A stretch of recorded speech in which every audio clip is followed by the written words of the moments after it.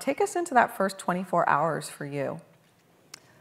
Yeah, that was a really horrible attack, and my heart goes out to the communities and the families that were impacted, and to, of course, everyone in New Zealand. I think for us, it was about rapidly responding as quickly as possible. One, making a decision on the content that was being posted, and then second, like, how can we move as quickly as possible to remove that content from Twitter?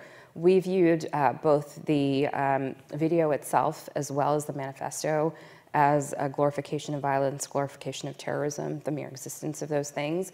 So we took the position that those were violations of our rules because we don't permit that type of behavior on Twitter. And we moved as quickly as possible to remove that. Now, what we found was that it was an enormously challenging task.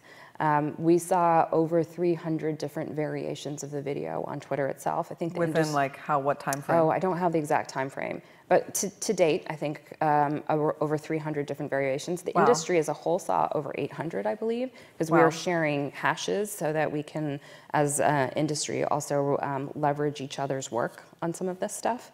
You know, it was basically a game of whack-a-mole. Like, we would identify one particular version of this video, and we could use that technology to prevent further uploads of that. Then the video would modify, and we'd have to go through that process again. So we've removed over 20,000 tweets related to this, and it was interesting because at the same time that we were trying so hard to remove this content from our platform, we did see this content on mainstream media sites and other places, and certainly on the darker corners of the internet. It was everywhere. So it feels like a leaky bucket, right? Like, there's only so much a platform like ours can do when that content is clearly available in so many other places. What grade would you give yourself? What mark would you give yourself in terms of how you handled that crisis? A for effort. But I think that we have a long way to go to build more robust technology that can not only identify, like, take the hashes and identify variations of it, but to the extent that this content first appears on our platform, proactively identify it. I think that's the key.